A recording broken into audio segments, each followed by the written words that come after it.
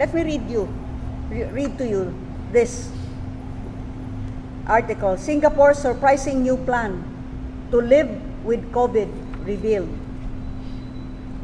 Singapore has announced it will soon fundamentally change how it manages the pandemic. A country that has been one of the world's most successful at combating COVID-19 has announced it will soon fundamentally change how it manages the pandemic. The city of Singapore has stated COVID will be treated like other endemic diseases such as flu. Finally, a city-state that gets it. Well, I'd like to think we got it too, because we've been managing COVID so far. But of course, some personalities would just hope to pounce at whatever opportunity they could to put Cebu in a bad light. Let me just say that we did help them. We gave them ammunition. What with such inflammatory headlines? By what I call would be irresponsible journalism, claiming that a third wave is in Region 7, but of course, focus would be on Cebu. Let me continue. As I said, the city-state of Singapore will now treat COVID like other endemic diseases such as flu. There will be no goals of zero transmission. Quarantine will be dumped for travelers, and close contact of cases will not have to isolate. You know what's happening now? We keep on testing. Someone tests positive, even if it's asymptomatic, immediately the entire family is isolated. A member of media keeps on texting me. They are all isolated. They have nothing, no symptoms, nada, but they cannot work. And while they cannot work, there's no food. So now they're accepting laundry so that they can buy a kilo of rice. You know, it is so fine to talk about policy of isolate every first contact. You forget that most of them are what you call isang kahig, isang tuka. What you earn for that day is what you will buy rice with, what you will feed your family with. And you isolate this person for 14 days. That's 14 days off his income capacity, income making capacity. He cannot make any money to buy for his family's basic necessities. So Singapore gets it. Quarantine will be dumped for travelers, and close contact of cases will not have to isolate. It also plans to no longer announce daily case numbers. We are so fixated on announcing, sometimes with much glee, with much excitement each time, double-digit increase. It seems as though it's all that we are waiting for, so that we can make news and headlines. But Singapore says, announce daily case numbers. Why? Plain and simple. It does not achieve anything. It creates a misimpression because most of these are anyway asymptomatic or mild. So, why the need to broadcast each and every day the number of positive cases that have been tested? You know what they will do? They will just monitor those that are in the hospital, that actually need hospital care. Then they will be monitoring their hospital system. Senior Singaporean ministers have said it is the new normal of living with COVID. The bad news is that COVID-19 may never go away. This is what I've been saying all along. You want zero COVID? Maybe it's time for you to go to paradise. There are no diseases there. But for as long as you are in this challenging world of ours, there will always be diseases. You cannot hope to achieve zero COVID in the same way that we have not achieved zero tuberculosis nor zero dengue, zero measles, even though we have vaccination every month, every year. Zero polio, it's made a comeback. And yet you want to achieve zero COVID? And you wait for that day? And in the meantime, we devastate an economy and we put so many people out of work.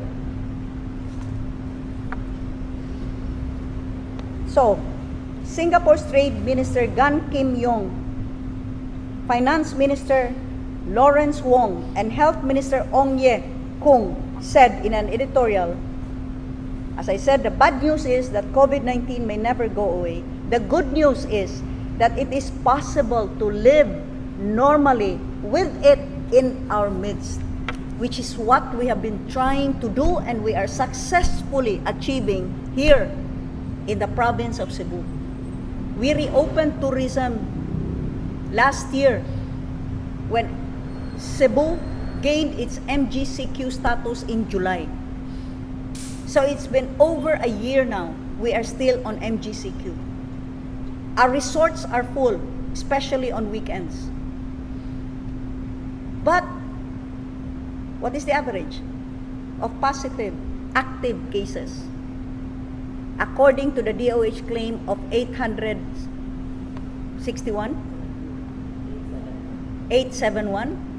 that's 27 per 100,000 because we're 3.2 million.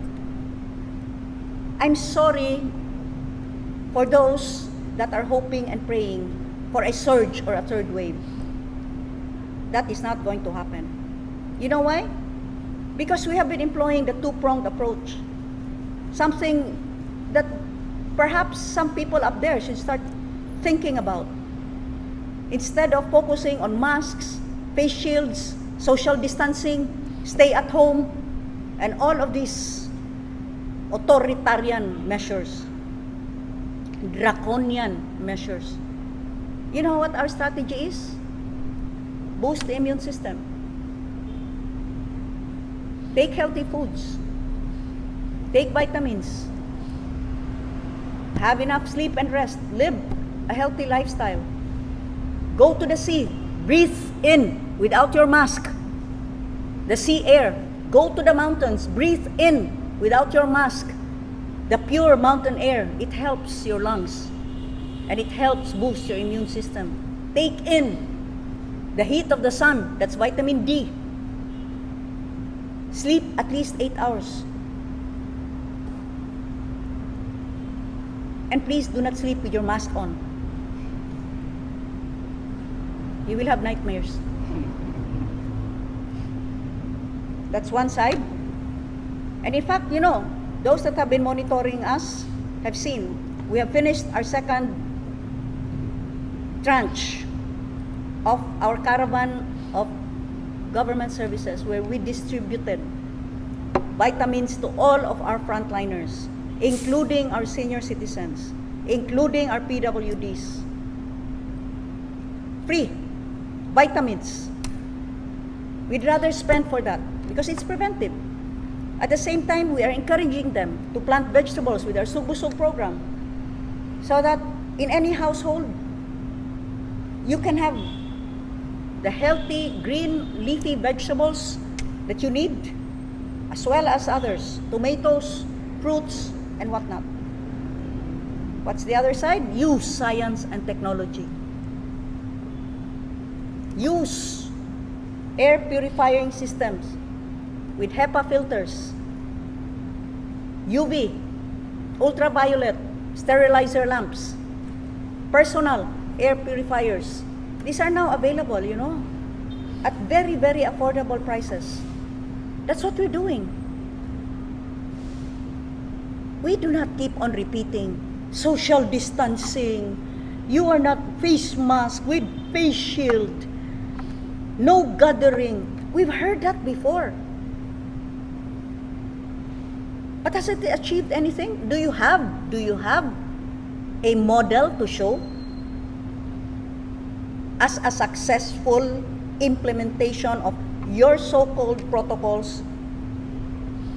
And in fact, it brought down the spread and transmission of COVID-19. But as I said, what I've noticed, whenever cases drop, you take the credit. You, who have appointed yourselves as the gods over people's lives.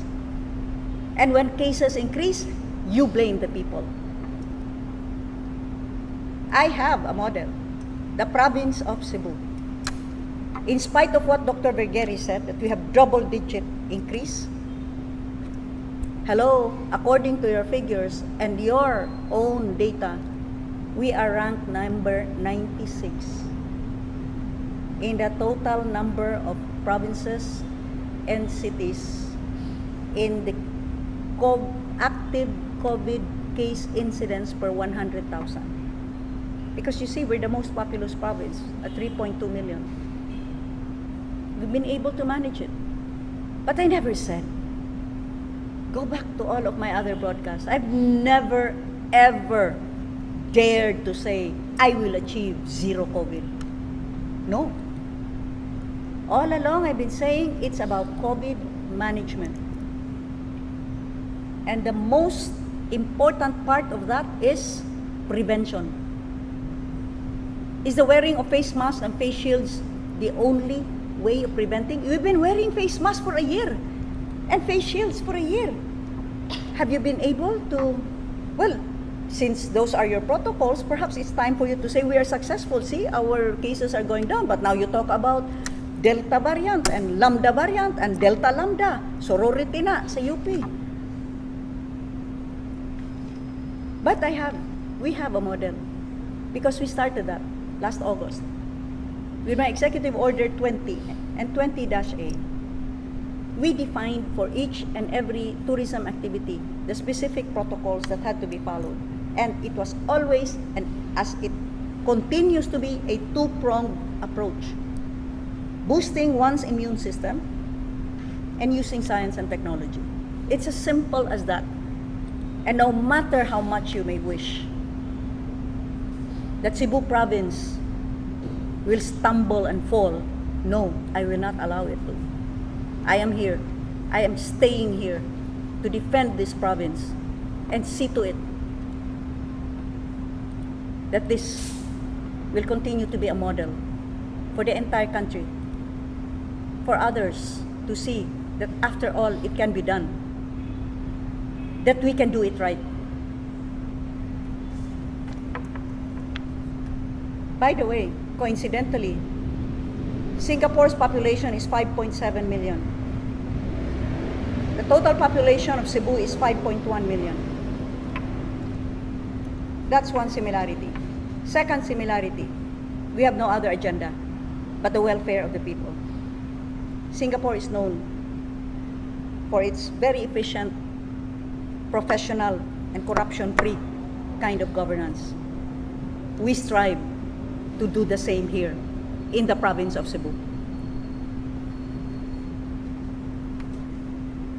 According to these three ministers, Minister of Finance, Health, and Trade, the virus will continue to mutate and thereby survive in our community.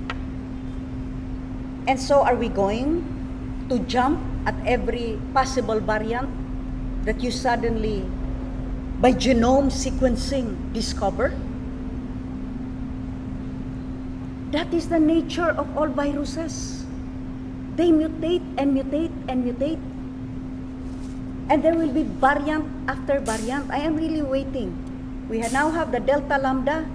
I am waiting for the Tau Gamma Rho variant. It says here, Singapore never got to zero. Now doesn't want to. Like most countries, Singapore had an initial peak of cases last year, topping out at 600 cases a day in mid-April. Following a smaller wave in August, COVID-19 hasn't cleared up since. However, the nation of 5.7 million has had a steady undercurrent of 20 to 30 cases every day.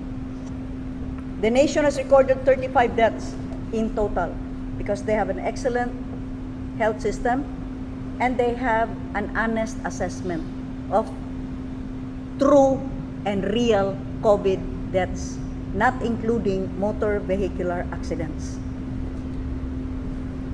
Singapore has strict border controls in place with most countries, including tests on arrival, hotel quarantine, and stay-at-home orders. It's not dissimilar to Australia, which, by the way, some of you wish to always cite. See, Australia has lockdown, we should do the same. But Singapore varies the demands on travelers depending on the risk. But, this is more important, but all that would be eventually done away with under the plan put out by Ministers Kung, Yong, and Wong to make up Singapore's COVID-19 multi-ministry task force. Every year, many people catch the flu. The overwhelming majority recover without needing to be hospitalized and with little or no medication. And that's what's happening also. With so many, those of you who are watching me now are aware of this. Even you yourself, you have had some symptoms and you recover with little or no medication. But a minority, especially the elderly and those with comorbidities, can get very ill and some succumb. That's with the flu, that's with other diseases, because that's life. There will always be deaths. But I am just wondering, nobody cares if someone dies of a heart attack or someone dies of a vehicular accident. That doesn't get posted on Facebook. But when someone dies and says it's COVID, it's splashed all over. Is it because someone who dies of COVID is more important? Or it serves the agenda of some?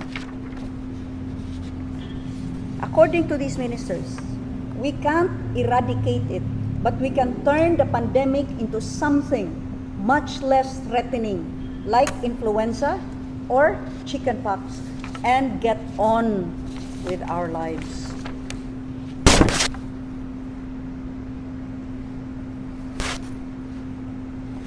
Instead of monitoring COVID-19 infection numbers every day, we will focus on the outcomes. How many fall very sick, or those that can now be categorized under severe and critical? How many in the intensive care unit? How many need to be intubated for oxygen, and so on? This is like how we now monitor influenza. So I ask the powers that be, those that come up with these daily updates, like Dr. Vergere, what's your game plan? What's the end game? What is your roadmap towards graduating into a new normal? Are we going to continue to focus on chalking up numbers and talking about variants and doing a back and forth for quarantine classifications, atras abante? Or isn't it time that we take a cue from Singapore, where Singapore has stated that they will live with COVID? Well, this is what we've been doing all along, here in the province of Cebu. I have seen the suffering of so many, precisely because of the restrictions of COVID, not because of COVID, but because they have lost their livelihoods and their jobs and their businesses. And I cannot allow that to continue to happen to my beloved Cebuanos. So I'm going to take a cue from Singapore. It bears notice that this island state, this city state, is showing the world how to live with COVID.